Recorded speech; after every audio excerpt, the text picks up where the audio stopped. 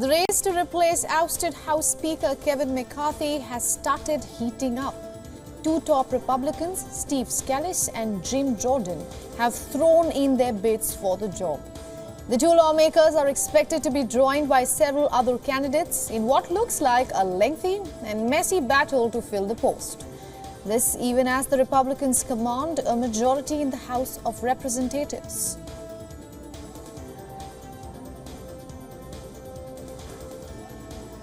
The historic removal of McCarthy, driven by a rebellious faction of fellow Republicans, marked the very first time in U.S. history that the chamber has removed its leader.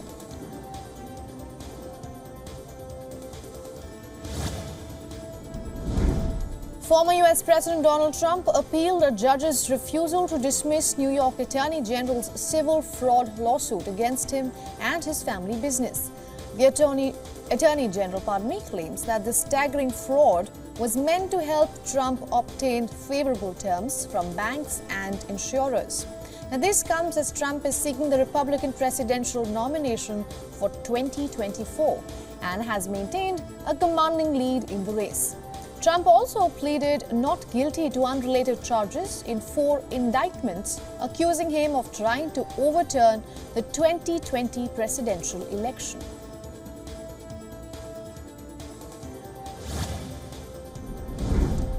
U.S. President Joe Biden has announced that his administration has approved an additional $9 billion in student debt relief for 125,000 borrowers.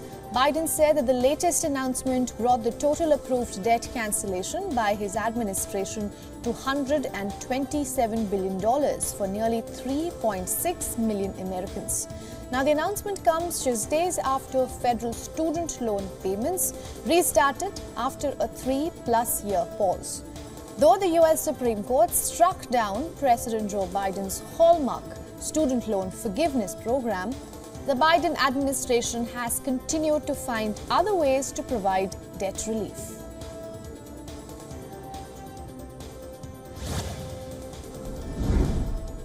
After failing to resolve a dispute over staffing levels, more than 75,000 CASA permanent workers on Wednesday began one of the biggest healthcare worker strikes in the U.S. Now, the strike of union members at the largest non-profit healthcare organization began in Virginia and the District of Columbia. Scheduled to last 3 days, the strike threatens to disrupt medical services for almost 13 million people, curtailing non-essential care like routine checkups. The coalition of unions representing the workers say that the company has failed to address an ongoing staffing crunch and has left workers feeling overworked and underpaid.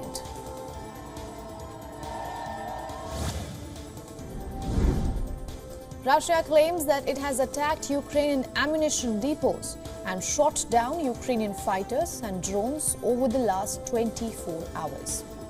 Meanwhile, Ukraine has said that it launched multiple strikes on Russian military personnel and equipment on the same day. According to the latest report from the Russian Ministry of Defense, they targeted counter-battery warfare radar, command posts and shot down a Ukrainian MiG-29 aircraft. Now, Russian air defense systems also intercepted Ukrainian rockets, Neptune anti-ship missiles and multiple drones.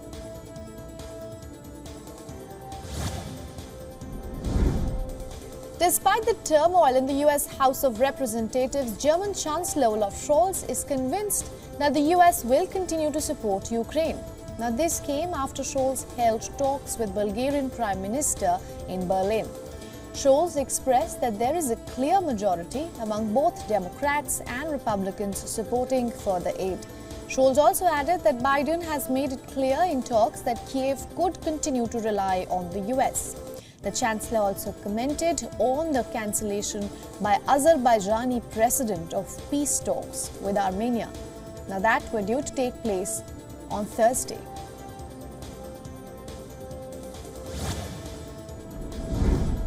In a fresh spurt of violence between Turkey and Iraq, the former carried out airstrikes in northern Iraq. The Turkish government said that 16 targets belonging to the Kurdish militant group Kurdistan Workers' Party, or known as the PKK, were destroyed. Turkish Defense Ministry issued a statement on the airstrikes saying that several militants had been killed. The strikes also destroyed many caves, shelters and depots, which were reportedly used by the militant outfit in Iraq. Turkey's retaliation comes after a suicide bombing attack was carried out by the PKK group in Ankara on Sunday.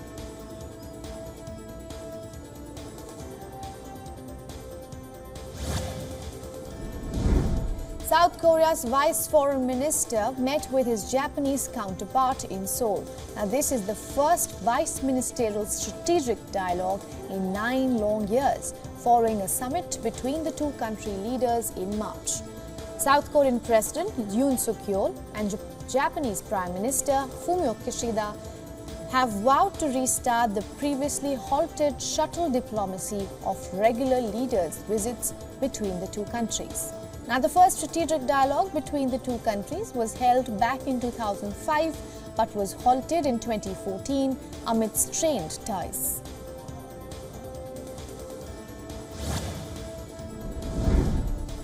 Japan is set to discharge the second batch of the release of treated radioactive water. The release came after Russia and Japan had failed to provide full information on the water discharge, despite repeated requests from Moscow and Beijing. Started releasing the water from the plant into the ocean in late August, drawing strong criticism from China. Now, China imposed a blanket ban on all aquatic imports from Japan in retaliation. Japan said that the water is safe after being treated to remove most radioactive elements except for tritium, which is a radionuclide difficult to separate from water.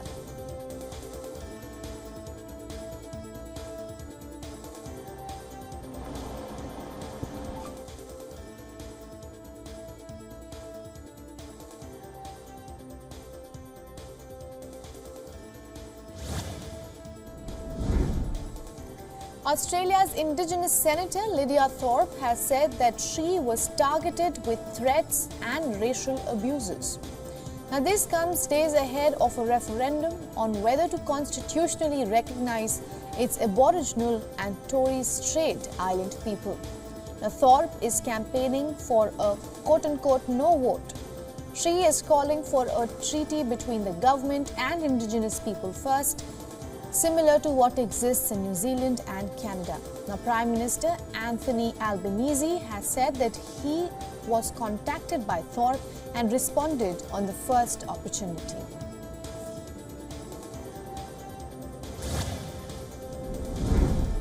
Five boats carrying 684 migrants has arrived in the Spanish Canary Islands. Hundreds of other migrants were intercepted trying to reach other islands in the archipelago, located off the northwest coast of Africa and on mainland Spain in recent days. The 7 islands of the archipelago have become the main destination for migrants trying to reach Spain, while others seek to cross the Mediterranean to the Spanish mainland. Migrants arriving by boat to Spain spend up to 72 hours in police custody for identification. They are then moved into various detention centers depending on their cases.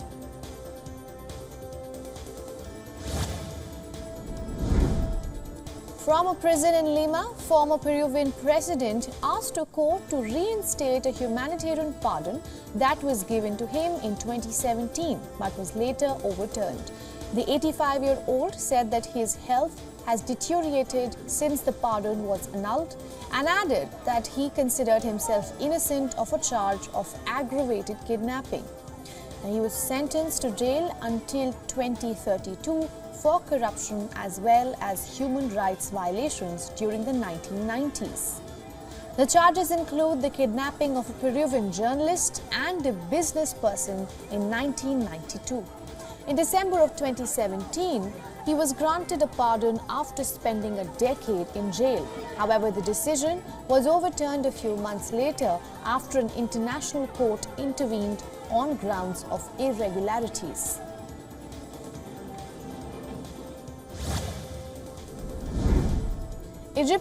Opposition parties have alleged that people trying to endorse candidates hoping to stand against President Abdel Fattah al-Sisi in December's presidential polls had been repeatedly obstructed from doing so. Potential candidates must secure backing of at least 25,000 members of the public from 15 different governorates. Now, it has been alleged that those trying to submit endorsements for candidates other than Sisi had found public notary offices inaccessible and protected by pro-government activists.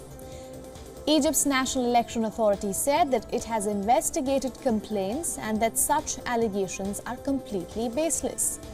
The Commission also says that it has instructed notary offices to extend their hours to allow people to register.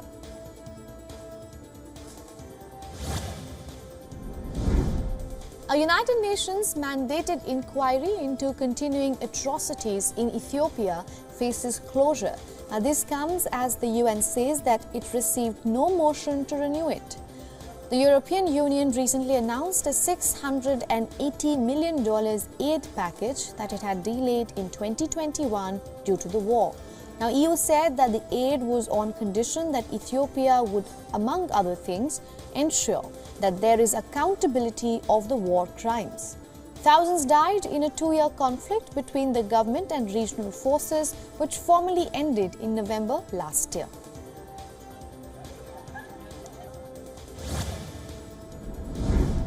At least 90 schoolgirls in a Kenyan school have been hospitalized due to an enigmatic illness that has swept through the institution. Kenyan health authorities say that the health crisis is currently under investigation as the students have been admitted to hospital. According to local media reports, the students are suffering from a disease that has paralyzed their legs. Some of the girls also reportedly revealed symptoms of knee pain. The exact nature of the mysterious illness remains undisclosed.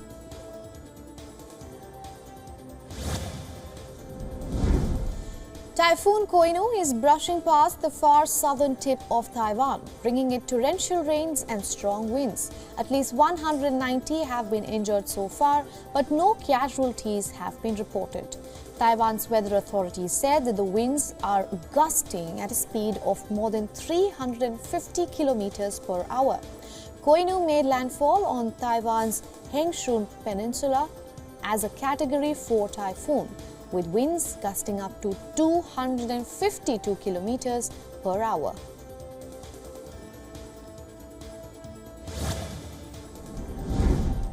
The Amazon rainforest is experiencing a severe drought. River levels are dropping significantly, affecting humans and water life. According to reports, some 111,000 people have been affected in a region where fishing is a major source of sustenance.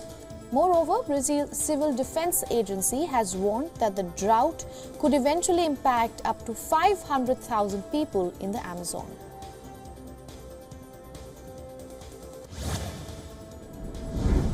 Flash floods have been wreaking havoc in India's northeastern state of Sikkim. At least 14 people have been killed and more than 102 remain missing, including 23 army personnel, while 26 others have been injured. This comes as heavy rainfall caused the glacial Lonak River to overflow on Wednesday. The floods in the region led to a water surge in the state's Teesta River. People, buildings, roads, bridges, all were swept off by the sludge. Army bases in Sikkim Valley have suffered extensive damage.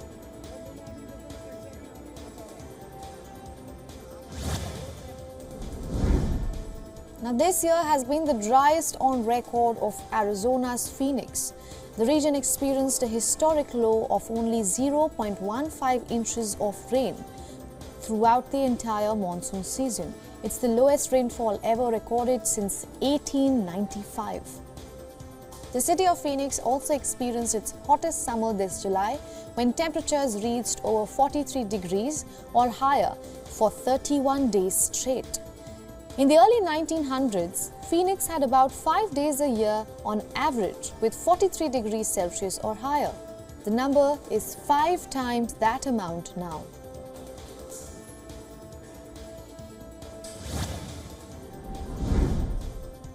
China has launched another remote sensing satellite into space. The WION 39 satellite was launched from the Xichang Satellite Launch Center in southwest China's Sichuan province. A Long March 2D carrier rocket was used for the launch, and this was the 490th mission undertaken by the Long March rocket series.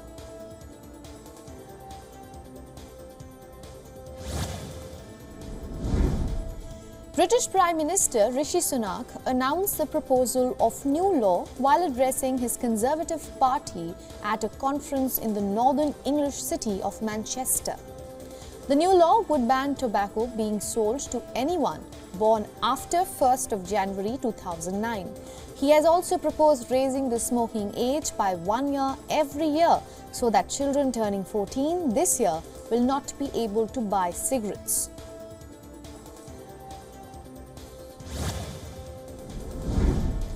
The Royal Australian Mint has unveiled the new King Charles III's effigy that will feature on Australian coins. The effigy is expected to appear on the $1 coin by Christmas time, with the rest of the coins to be rolled out by the year 2024.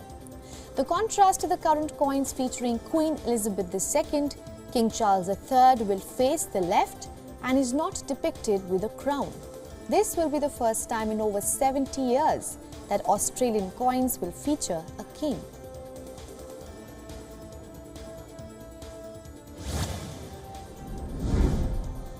Now, oil prices were steady after recent losses as uncertain demand and OPEC Plus maintaining output cuts kept them in check. Brent crude reached about $85.99 per barrel, while US WTI crude was at $84.40. Concerns about a weaker global economy and falling fuel demand persist. Saudi Arabia and Russia maintained voluntary production cuts. Additionally, the Eurozone economy likely contracted and US gasoline demand hit its lowest point this year. Oil prices may struggle to rise further amid these uncertainties, weaker US economic data and increased gasoline inventories.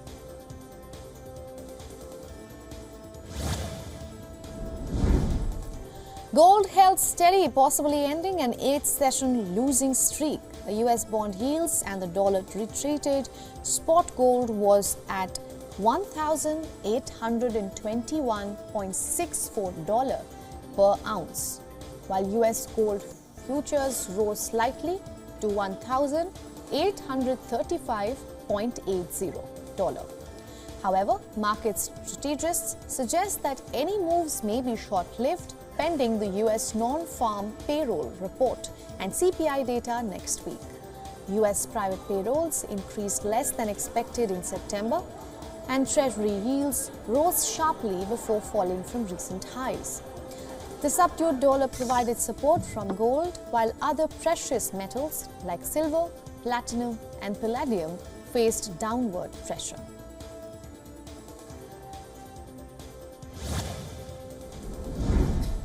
UK media regulator Ofcom has requested an antitrust investigation by the Competition and Markets Authority into the dominance of Amazon and Microsoft in the UK cloud market. Ofcom cited concerns that the two tech giants, with a combined 70 to 80% market share, make it difficult for UK businesses to use multiple cloud providers. The CMA will assess if there's an adverse impact on competition and, if so, take necessary actions. Google, with a 5 to 10% share, is the closest competitor. The investigation will be completed by April of 2025.